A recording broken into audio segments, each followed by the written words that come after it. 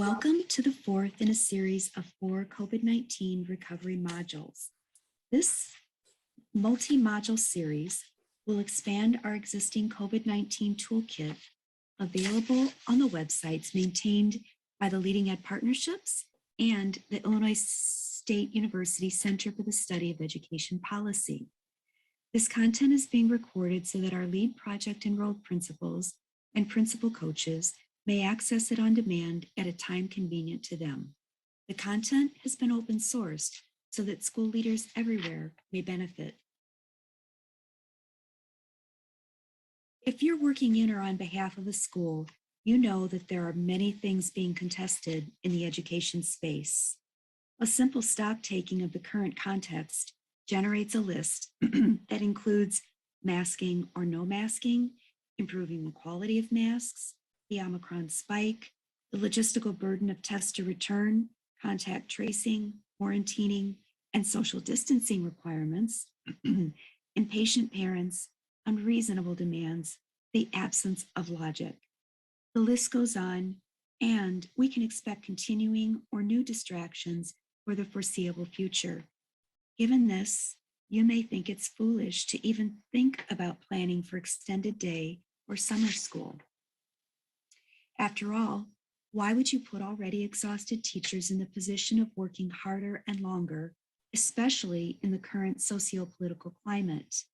You might even ask, why is it that people are pretending that things are normal when they are anything but?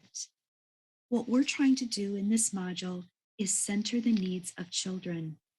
Our ability to get through this period of low trust, high conflict is only possible if we do so. What we encourage you to do is to maximize existing instructional minutes and out of school time to increase opportunities for learning and to place the needs of children at the center of every decision you make. According to an educator's oral history of the pandemic year 3, compiled by the Heckinger Report journalism team, if you thought educators were exhausted from the 2 previous years that required major pivots, adaptation, and lots of loss, not just of learning, but of family and community life as we've come to know it, they warned us to brace for the school year 21-22. Stephen Weber, Associate Superintendent for Teaching and Learning for the Fayetteville, North Carolina Public Schools, observed that we're seeing some issues with student engagement, and we're also seeing some issues with students just having the stamina to make it through a whole day of school, to make it through 5 days of school in a row. And teachers and principals across the United States are also very tired. We don't talk about it very often because the parents are our customers, and we don't want to sound like we're complaining or whining or that, hey, we've got it rough. We know that several of our families lost jobs, so it's hard on everyone. But I'm seeing teachers saying it feels like the end of the school year tired.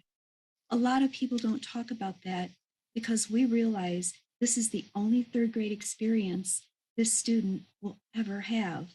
So we're trying to do our best to give them the best 3rd grade experience that it is possible to provide. There's real pressure to recoup or recover what now exceeds more than 20 months of learning. But the physical and emotional reserves of teachers and administrators are at an all-time low. Many adults are physically and emotionally spent. It can be helpful to name the type of fatigue because the behavioral impact may vary. For different people, different types of fatigue can trigger different types and intensities of responses. Crisis fatigue can be thought of as stress on the mind and body brought about by unexpected, unpredictable, prolonged, or difficult events such as war, economic depression, or a pandemic.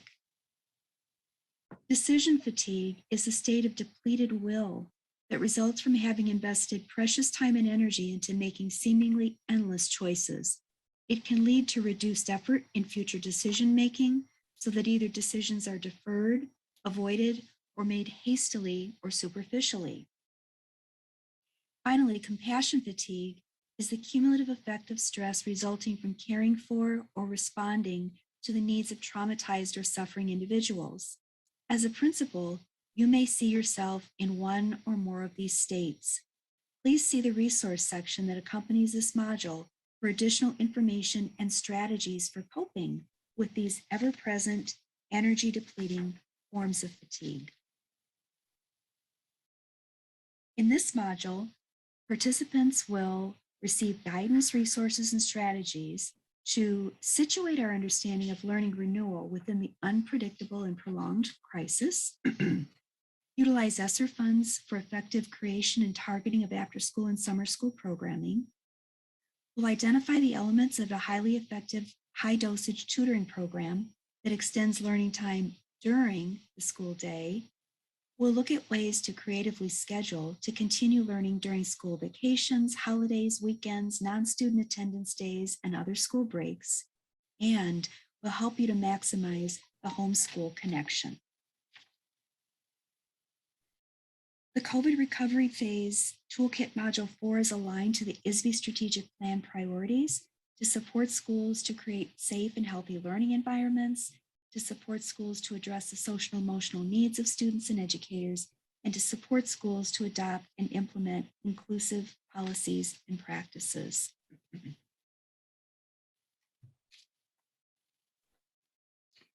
The COVID Recovery Phase Module 4 is aligned, as you can see, to Goal 2, learning conditions, student well-being, and extending support to schools to address the social and emotional needs of students, educators, and staff impacted by COVID-19.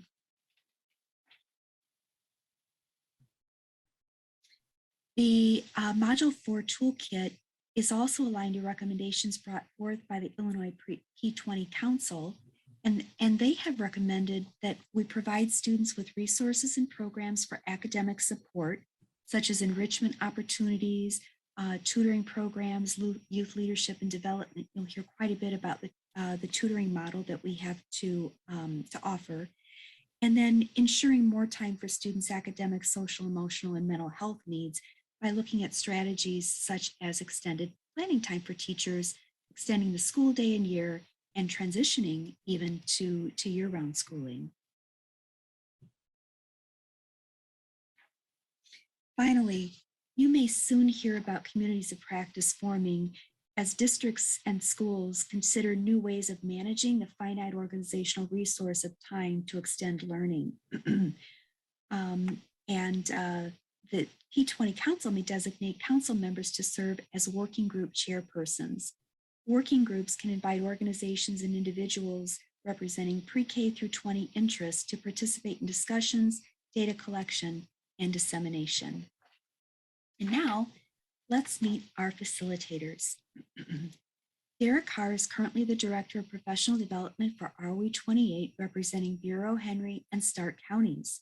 She's a former middle and high school English teacher who's a well-known state expert in continuous school improvement planning. Dara is an ROE capacity builder who's been working with ISB to create materials and processes that provide concrete ways for districts to consider the adoption and implementation of the Illinois Priority Learning Standards. If her voice sounds familiar, it may be that you've heard her give presentations recorded and posted to the Learning Standards page hosted by ISB. Alicia Haller is the Executive Co-Director of the LEAD projects, a role she shares with Dr. Erica Hunt. In her role, Alicia oversees a massive multi-year formal research study funded by the U.S. Department of Education involving approximately 140 schools in more than 50 districts across the state of Illinois, located in RO regions 1, 17, 19, and 28, as well as a cohort of school affiliates of the Greeley Center for Catholic Education at Loyola University. She has extensive experience in principal preparation and development and leadership coaching, and is a well-known thought expert in these areas in the state of Illinois and nationally. Dr. Allison Slade, excuse me, has served as a teacher, professional developer, consultant, and educational leader in the city of Chicago and in the suburbs. After founding Namaste Charter School, she served as a principal for more than 14 years. She presently works as a consultant for the Chicago Public Education Fund, as a principal coach for the school leaders serving as professional learning community leaders across the city. Allison teaches at Roosevelt University in a teacher preparation program for bilingual education and was recently elected to serve on her local school board. The voice that you have been hearing moderate this module at this point is that of Linda Shea. Linda is the professional learning designer for the Leading Ed Partnerships team at Illinois State University's Center for the Study of Education Policy. And we'd like to extend our special thanks to Lisa Skelly, research specialist for the Illinois Center for the Study of Education Policy, who verified our policy connections with ISB and the P20 Council, provided expert feedback on our content, and who is our Zoom navigator for this module.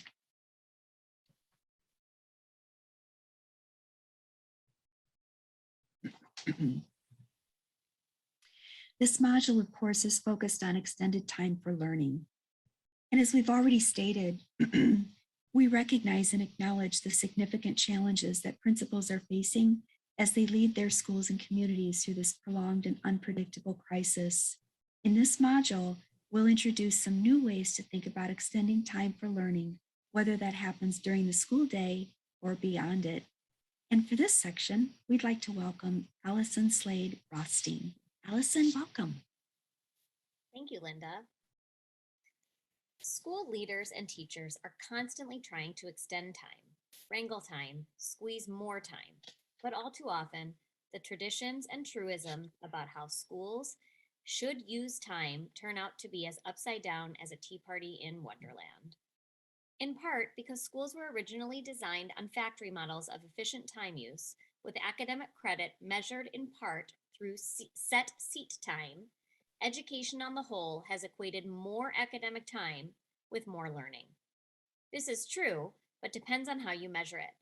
The time students are engaged in learning tasks is associated with higher academic achievement, but it is not endless, and simply adding more and more can have small and even diminishing returns over time. Emerging research is highlighting some perhaps surprising way that educators can rethink how they use time to support student learning. Regardless of how we think about it, time is a finite resource, and there will never be enough of it, especially in schools. There are always items that remain on the to-do list for our staff and our school leaders. This problem of insufficient time for learning is not a new problem. There has always been too little time available within the academic calendar to fully address the robust standards for academic achievement and social emotional learning. This issue has been exacerbated during the pandemic period due to the disruptions to learning that teachers and students have bravely faced. Therefore, it is even more important than ever that we moved past this mindset-based barrier and find ways to extend the time available for learning both inside and beyond the school day for all students, as all students have been impacted by the pandemic. As we've discussed, there is never enough time. So what we are encouraging and providing resources on in this session is maximizing learning time from all angles. At the beginning of the pandemic, there was a lot of acknowledgement and hope centered around the realization that issues of equity permeated public education from top to bottom, and changes were needed.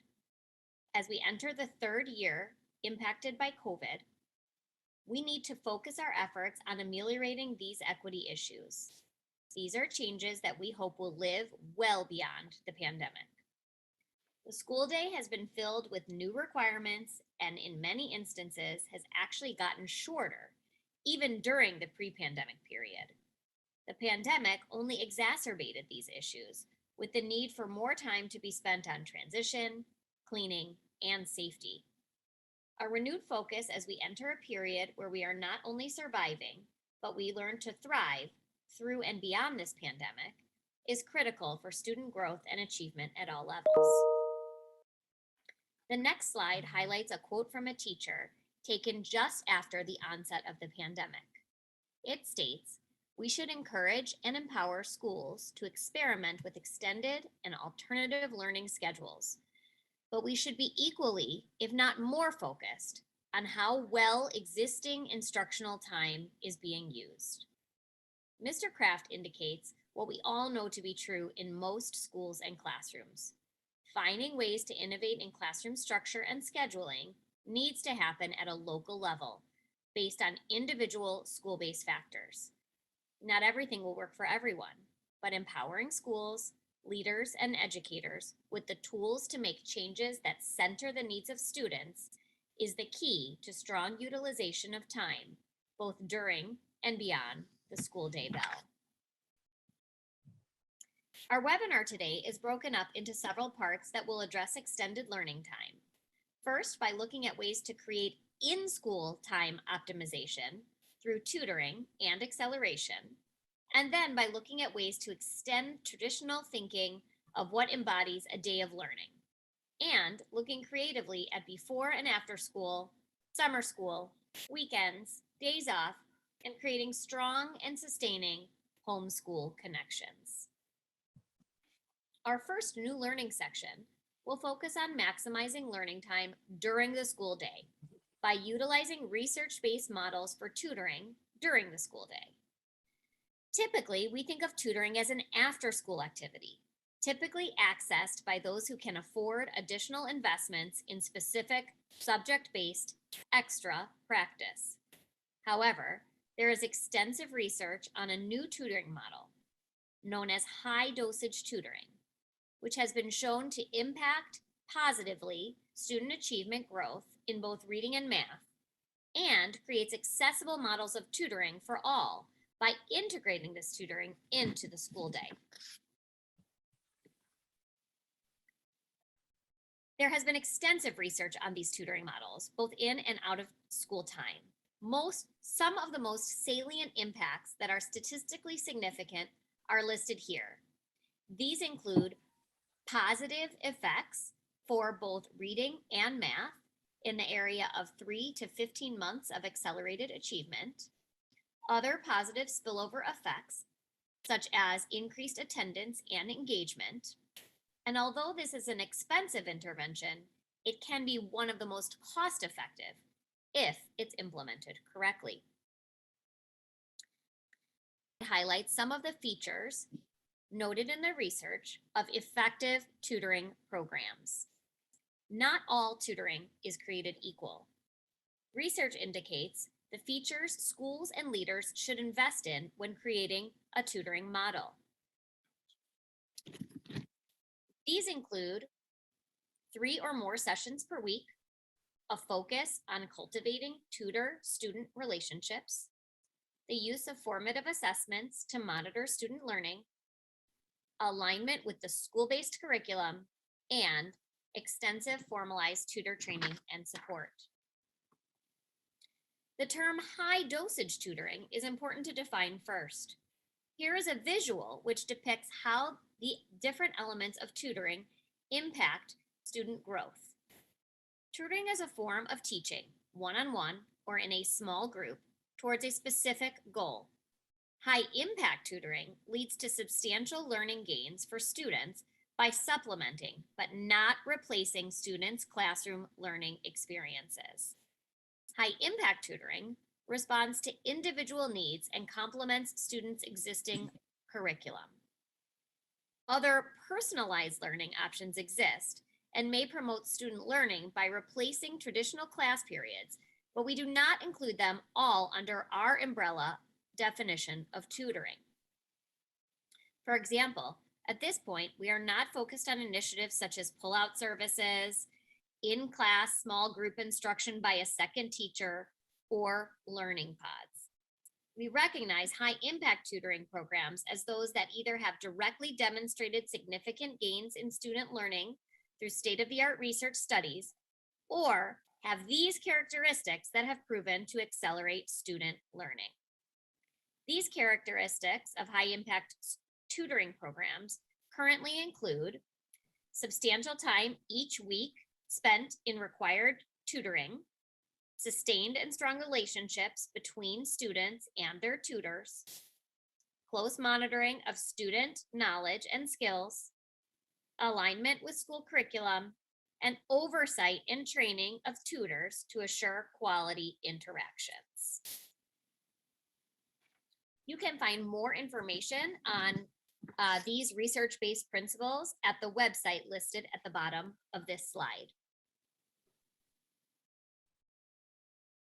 As a reminder, tutoring is meant to supplement, not supplant, student learning. We want to remind you that not all tutoring is equitable or effective. Ensuring that tutoring is supplementing, not supplanting learning is critical. When scheduling tutoring, it is important to keep these tenets listed here at the forefront. Tutoring should occur during the regular school day, should be about 30 minutes long, at least 3 times per week, with a consistent tutor if possible. The schedule and location should be regular and consistent for students.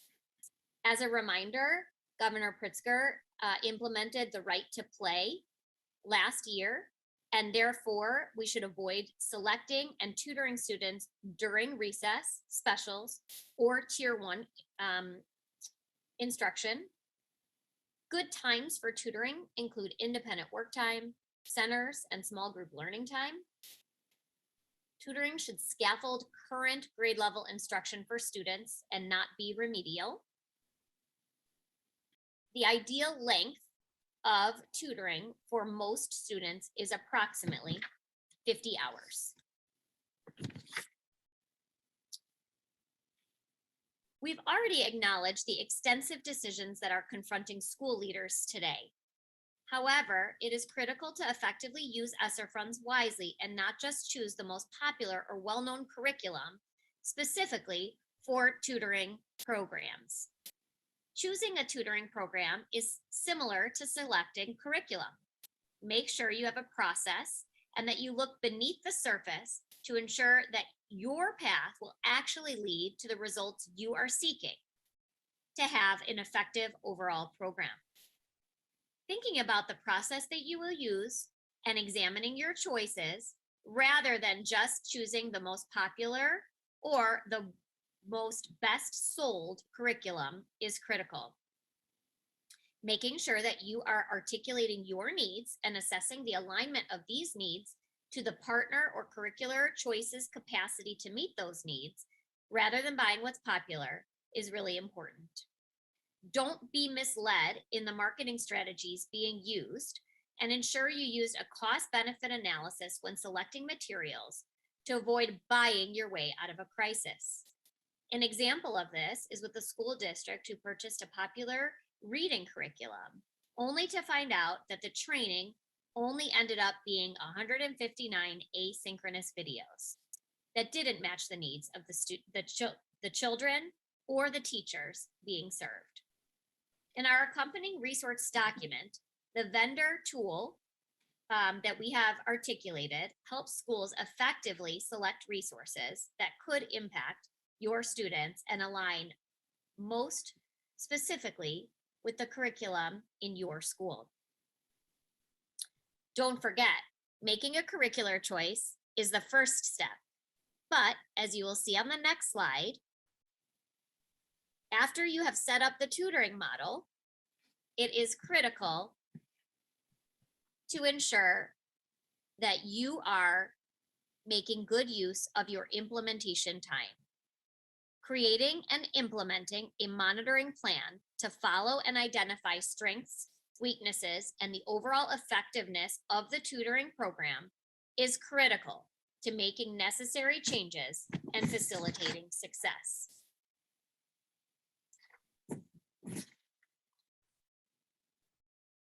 Next, I'm going to hand it back to Dara to discuss our next section, Beyond the School Day Learning.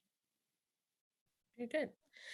Children spend approximately 20% of their waking hours in school, and policy leaders are often striving to provide more learning opportunities through before and after school programs. Schools can take advantage of extended day programs to help address the learning gaps brought on by the pandemic. Time, both before and after school, provides opportunities for extended learning. Academics, attendance, and social and emotional learning have all been impacted by the COVID pandemic. And research shows that extended day programs can help improve these three areas of concern. After-school programming has been shown to improve social and academic outcomes for students. However, research points to certain key elements for success.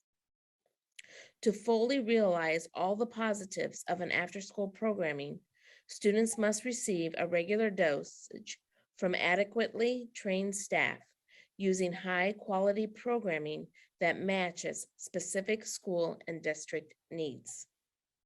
Avoid limiting extended day programs to just your struggling students. All students can benefit from extended day learning opportunities. To staff these extended day programs, think creatively about utilizing the entire school staff. Instead, extended day staff may include instructional assistants, special education teachers, case managers, lunch aides, food service, and others who are already recognized as important members of the school community. It's important to try to involve the entire school team. During the pandemic, teachers have learned to deliver learning opportunities in multiple settings. Beyond the Bell learning experience should be reimagined learning for both in-person and remote delivery. Take pandemic lessons learned and transform these lessons into a variety of learning opportunities that meet the needs of both staff, students, and families. Be creative and learn from many who have already reimagined learning opportunities for us. For example, MIT's tutoring program taught college students how to grant seek to fund the program.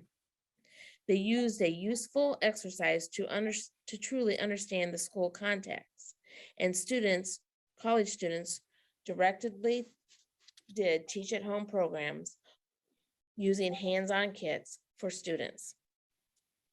The homeschool connection currently is another example. Currently, there are several club memberships that mail learning activities to students to complete. Can schools extend student learning by sending extension activities and materials home with students to complete, much like these programs? For example, maybe create a STEM club membership and send home STEM activities for the students. It doesn't always have to be elaborate. We know that parents spend a lot of time helping with schoolwork during the pandemic shutdowns. While some of the homework may have been too difficult, parents did recognize that reading at home was one simple way that they could extend learning.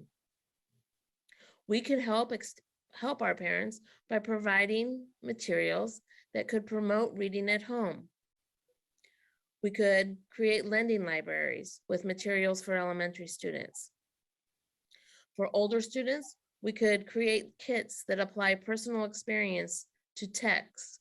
We could include Mad Libs, Sudoku puzzles, Magic Treehouse activities. We recently heard of one school who transformed an obsolete vending machine into a book machine. The vending machine was filled with books, and the school handed out tokens that allowed students to go to the machine, select, and acquire books for home. These machines are very similar to little libraries that are popping up everywhere. These little libraries allow students to leave a book and take a book. Skills that students have learned during the pandemic open up so many new possibilities for extended day learning. Library visits, take-home kits, and in addition to magazine subscriptions, or all extended learning opportunities for our students. Since 2004, the After School Alliance has provided the most comprehensive national and state-specific account of how children and youth spend their after-school hours. In the 2020 American After 3 p.m. report, one of the biggest takeaways is the continued demand for after-school programs. According to this research, for every child enrolled in school, for every child enrolled in an after-school program, 3 are waiting to get in. That equates to roughly 25 million children who are unable to access after-school programs. In the America After 3 p.m. research, core findings included after-school programs have kept kids safe, inspired them to learn, and have helped working families. Yet the unmet demand for these programs has skyrocketed. The current pandemic has identified the need for extended learning opportunities in all communities. Yet, there are barriers that keep us from accessing these opportunities.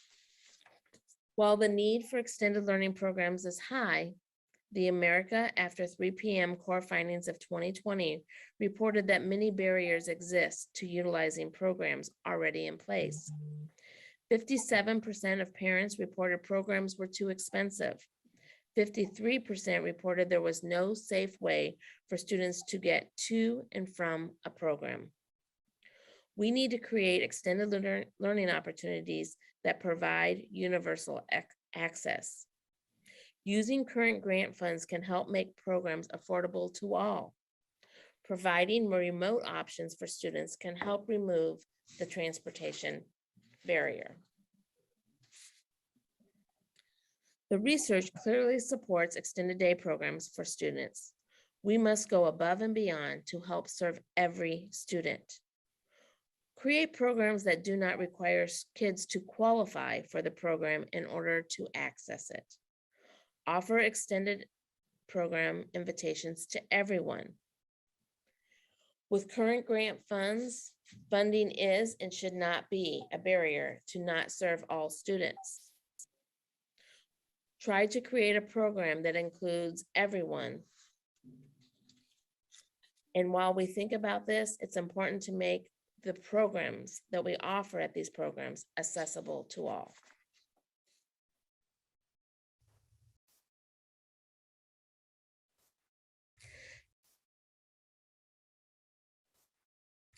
Communities have a serious stake in successful after-school programs. They help to reduce crime and other problems that arise when youth are unsupervised. They help to ensure young people become responsible, contributing members of society.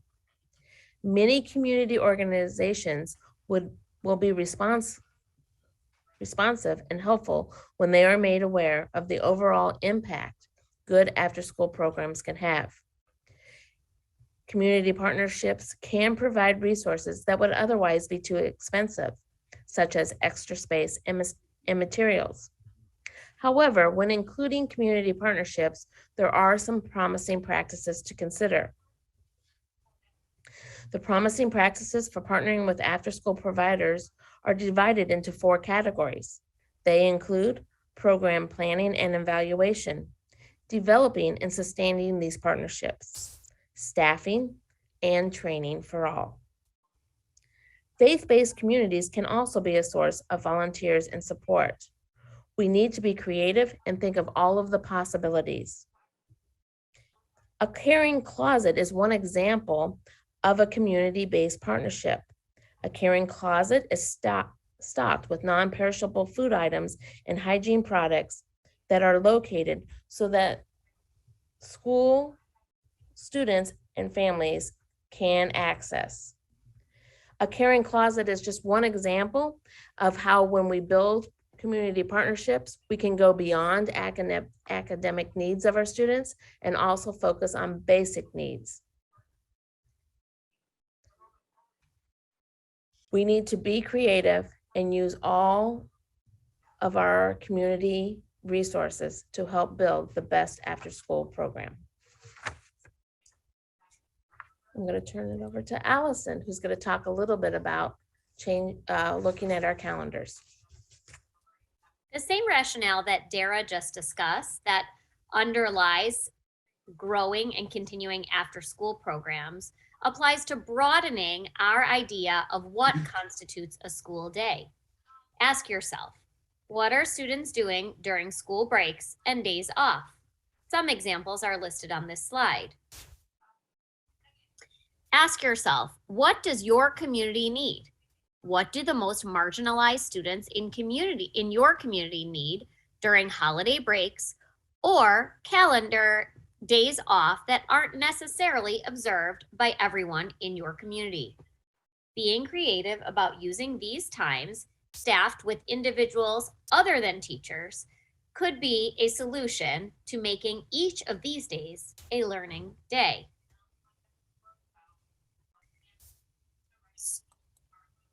Thinking about how to use these days as extending learning time, have some ideas here on this slide. By utilizing these days as learning days, students maintain a predictable schedule and less return to learn drag happens after vacations or long weekends. For these days, students and schools can maintain larger class sizes for these programs to accommodate more students and have a larger adult student ratio because of the kinds of programs that they are engaged in.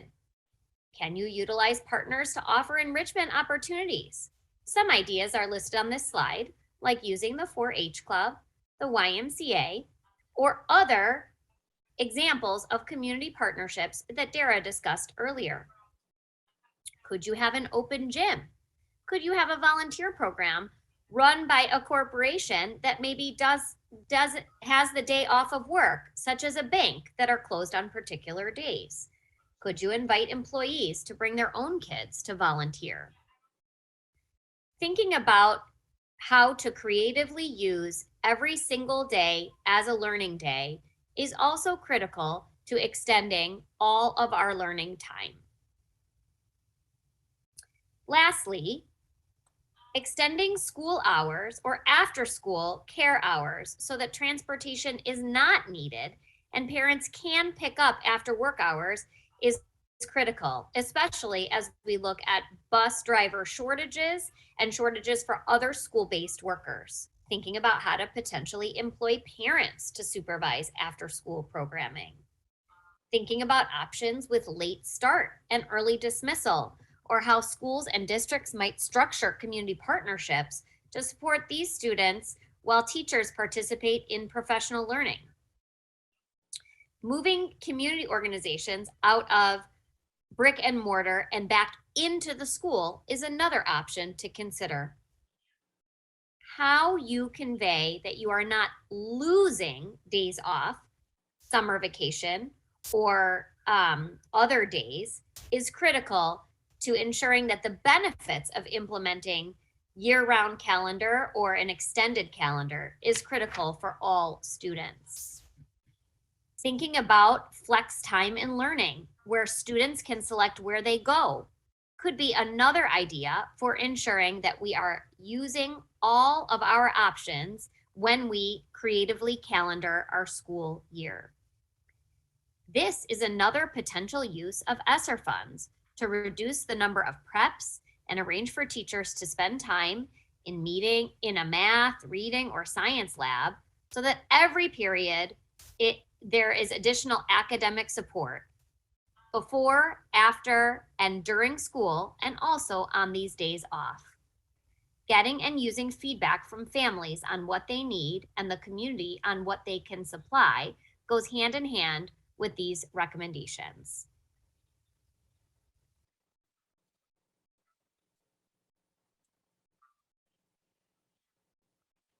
Now we will move to look at additional extended year programming, including summer school, and I will pass it off to Linda Shea. Thank you, Allison. The most effective extended learning time programs adopt academic content well aligned to the standards and instruction that would occur during the regular school day and include options for individualized instruction. Extended learning time programs that offer 44 to 100 hours of additional instruction tend to have a positive impact on student learning. So in this section of the webinar, we'll consider extended learning time programs for summer. When learning continues throughout the summer, students are healthier, safer, and better prepared for the subsequent school year. One valuable resource to consult in planning your summer's learning opportunities is the National Summer Learning Association. The vision of the National Summer Learning Association is that every child, regardless of zip code, grows and thrives every summer. The National Learning Association offers abundant resources to assess existing local opportunities for summer learning and plan and enact engaging programming. NSLA staff and expert field consultants are available to help schools and community partners plan, prepare staff, and measure impact. And it's on a budget everyone can afford. These services come at no cost to the consumer. A first step is to complete a summer landscape assessment to identify existing summer learning opportunities. Whom do they serve? Where are they located? What are the key activities? Are meals provided? Upon completion, a map that identifies gaps, redundancies, and opportunities becomes a baseline for subsequent planning. This year, the National Summer Learning Week will be observed from July 11th through the 15th. Wouldn't it be wonderful to join programs across the country to have students engaged in meaningful activities that the public and the media can appreciate and celebrate during this time?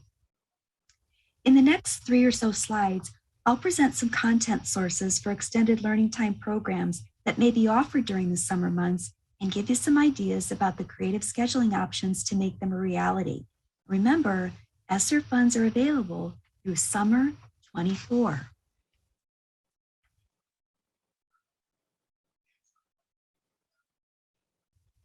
A national treasure that may not come first to mind as a resource when planning content for extended time for learning, but that nonetheless is a source that will greatly expand your sense of what is possible, is the Smithsonian Institute. The Smithsonian Institute was established by the estate of James Smithson, a British scientist who left his wealth to the United States to fulfill his dream of an establishment for the increase and diffusion of knowledge. The 19 museums, National Zoo, and education and research centers make it the largest museum network in the world. The Smithsonian Institute celebrated its 175th anniversary of operation in 2021. And while it's true that the museum campus is physically located in Washington, D.C., they are rapidly expanding their digital content and outreach to educators.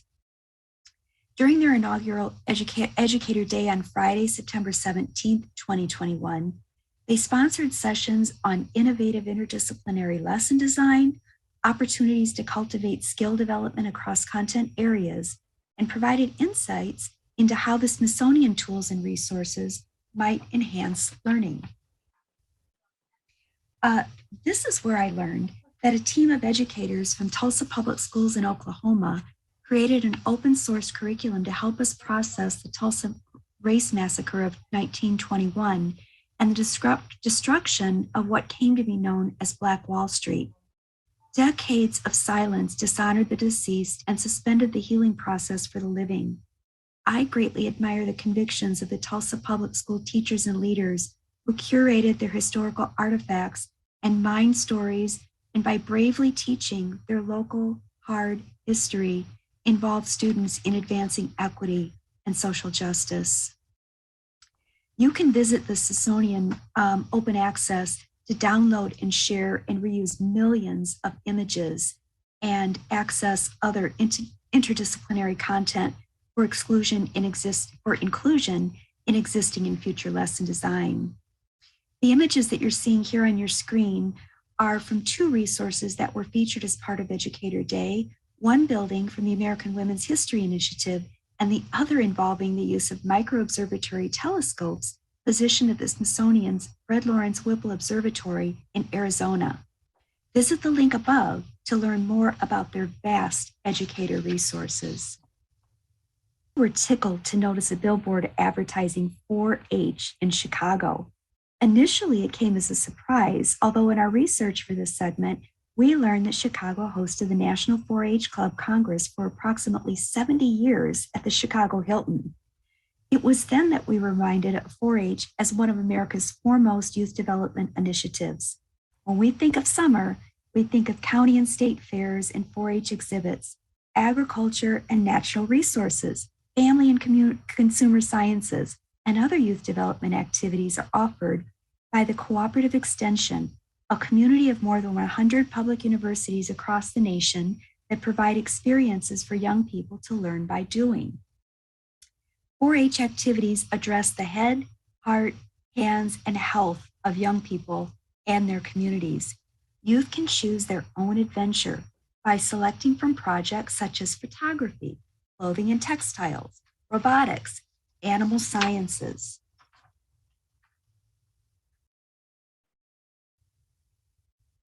Draw Together began as an improvisational art class delivered to the internet from a handheld phone to support kids and parents during the COVID-19 school closures.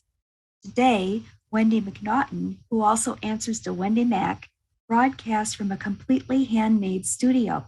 She's a New York Times bestselling illustrator who also holds a master in social work and blends visual art and creative expression with healing delivered with play-filled humor and lightheartedness. Today, kids and their families can register to have episodes delivered to their inbox weekly. Why not become one of the 10,000 schools across the country that she hopes to partner with to expand programming to settings with limited opportunities for high-quality expressive arts? Mo Willems, who is an American writer, animator, cartoonist, voice actor, children's book author, and Kennedy Center ambassador, has released episodes and promoted the work of other creatives. You may find it fun to explore these resources for students of all ages. And finally, don't forget Pete the Cat, a musically driven series about exploring one's world and trying new things while being smart, accepting, and optimistic. And really, why can't every day be Saturday? Historically, summer school has been treated as an intervention or remediation, and we need not continue to view summer school in this way.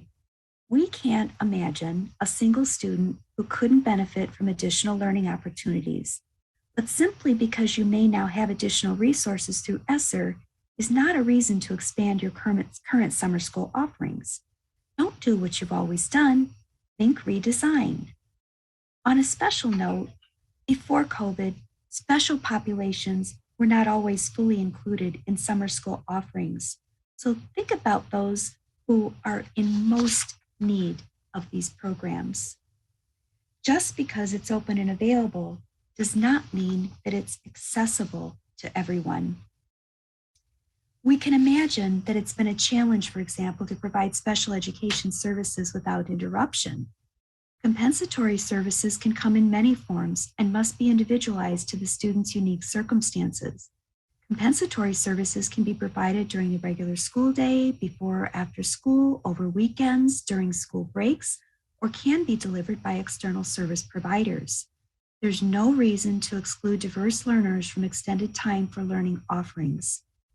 Please visit our resources for a summer learning school self-assessment that can help you to distinguish your offerings in ways that enhance and extend the general curriculum while providing experiences that may not be feasible during the regular school year. There is a real pressure to recoup or recover what now is more than 20 months easily of learning, but the physical and emotional reserves of teachers and administrators are at an all-time low. Therefore, summer school staffing must certainly take this fact into account. How will you staff summer school? Market opportunities to district alumni, such as recent graduates or college students who are likely to be available during the summer. Near peers make wonderful role models and can certainly oversee an open gym, facilitate visual art activities, or supervise a technology lab. Nearby colleges, community colleges, or technical schools, parents who may not be working outside of the home, nonprofit organizations whose employees work second or third shifts could be invited in, and they may even be able to obtain a sub-certificate and report for assignments as early as noon in the day. Remember to provide a program orientation that includes a description of program logistics, such as where are the keys to the equipment closet, who to go to, a staff referral list for various reasons, role expectations, reporting structures, student attendance and record keeping, time and effort work logs, etc. And also provide training in terms of the cultural aspects of school life that you hope to have positively reinforced by extended learning time program staff. If the experience is a positive one for volunteers, staff, and students, imagine the positive communication about the school that will result, as well as residual benefits, such as volunteers committing to work toward careers in education or youth development. Keep in mind that volunteers do not need to be in person. Consider the many professionals who've migrated to work from home assignments. It's simple and easy to schedule a read aloud guest utilizing work from home talent and a Zoom connection. Availability and access to almost anyone and anything has expanded because of the flexibility that technology now provides. So help students read the world by inviting virtual guests into the classroom. In this next section, Era will help us to appreciate the many ways that we can maximize the whole home-school relationship. Era? During pandemic shutdowns, the home-to-school connection grew. We need to capitalize on this partnership moving forward. According to the National Association for Family, School, and Community, family engagement is continuous across a child's life from pre-K through high school. Effective family engagement cuts across and reinforces learning in multiple settings. Engaging families in their students' learning does not mean that they must come to school. It means providing families with the resources that they need in order to continue learning at home. These resources may be instructional materials, or it may mean teaching caregivers learning strategies. Informal social interactions outside of the classroom may be an important factor in improving academic engagement and achievement. Working with families and strengthening family engagement can also help support the social emotional learning and executive functions of students. Schools will be more successful when promoting positive family engagement when they simply ask and help families to support students by doing things like establishing healthy work habits rather than focusing on academic content, providing a sense of routines which will reduce family anxiety. This slide is an illustration of support that families can use to help promote lifelong skills of listening and communicating. These images can be found on napkins available for purchase at local grocery stores. What child wouldn't love to get the napkin with the princess image in the upper left-hand corner? They would love following the instructions that say, "You get to make the rules." Through play, families can support the development of real-world life skills that students will draw upon as productive members of communities and society. Family engagement is essential in promoting healthy physical, cognitive, and social emotional development, along with academic achievement of children and youth from pre-K to high school. Research shows that when families are meaningfully and continuously engaged in their child's learning and development, they can positively impact their child's health, development, academic, and well-being outcomes into adulthood. Strong family engagement happens when families have a primary and meaningful role in all decision-making that impacts every young person and their families. Meaningful family engagement is about improving outcomes for all youth and families and happens at the system level and at the service level. At the system level, family engagement is evident when families routinely engage as equal partners with state and local leaders in planning, designing, and evaluating services, programs, and policies that impact the lives of children, youth, and families served. Family engagement also happens at the individual service level, where agency partners and a single family collaborate in making decisions that address their child's unique strengths and needs and considers the family's ideas of success. Meaningful family engagement requires that state and local leaders model and champion family partnerships anchored by mutual respect, shared authority, two-way communication, and a commitment to a common vision and shared goals to improve outcomes for every young person and their family.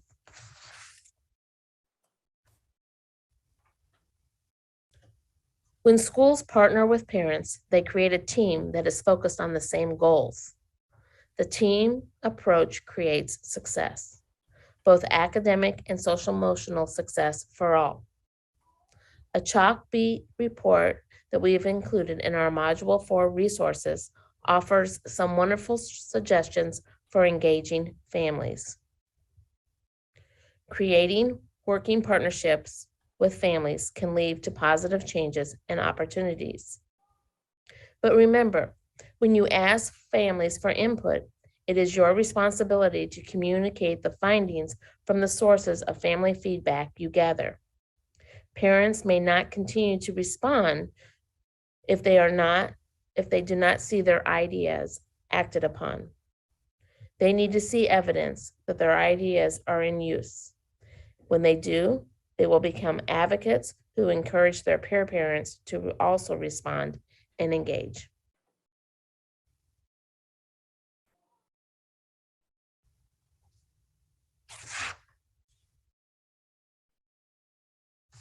Now I'm going to send it over to Allison, who will continue to share in our next section. Especially in the waning days of the more than 2 years in a pandemic, it is important to remember that any change, addition, or innovation in current programming requires support for all adults involved. We are going to quickly review some supports we've provided in the past to support the socio-emotional health of all adults in your community, as implementation must be supported to be successful. The Collaborative for Academic and Social Emotional Learning, known as CASEL, developed this circle around SEL more than 15 years ago and recently updated their framework to acknowledge the exterior circles and incorporate school-wide policies and practices, family and community partnerships, as shown here. Social and emotional learning enhances students' capacity to integrate skills, attributes, and behaviors to deal effectively and ethically with daily tasks and challenges. Like many similar frameworks, CASEL's integrated framework promotes intrapersonal and interpersonal and cognitive competence. All adults need support during the pandemic. Teachers, partners, lunchroom staff, parents, tutors, and instructional aides are included in these adults that need these universal supports. In March 2020, we never imagined that we would be in calendar year 3 of the pandemic. When you are dealing with this level of prolonged, unpredictable stress, it is critical to reassure all adults. While we are confident in the benefits of extended learning time, we are well aware of the crisis, decision, and compassion fatigue that our teachers may be experiencing. This should motivate us to focus on the SEL competencies that are necessary to keep us healthy during these trying times. The learning day needs to continue. Extending the learning day while being conscious of the learning needs of adults is critical to our success. On the next slide, you will be reminded that in the previous COVID-19 toolkit modules, we utilized the CASEL framework and competencies to develop a list of corresponding skills that can be taught, practiced, and observed in adults. We have made this tool available in this toolkit as well as a springboard for teacher assessment and planning purposes. Once teachers identify areas of strength and need lie for students and for the return to school, they can accurately plan for student needs. Additionally, we have included a tool from CASEL that can be used as a student or adult self-assessment for these purposes as well. If you are working with students, all of these skills apply. You can see these corresponding skills for students have been aligned both to CASEL competencies and the performance descriptors from the ISB SEL standards in a summary tool for grades K to 5 and 6 to 12. Keep in mind, students are someplace along a continuum, but do not live in mastery of particular proficiency. This may lead to feelings of frustration among teachers and parents. Situational and contextual factors influence the application of these life skills and their proficient use. Students will need to practice these skills in a variety of settings to continue to grow in these areas. Now I will pass it back to Linda Shea for concluding thoughts. Thank you, Allison. And let's bring this module across the finish line by entering into our closing comments.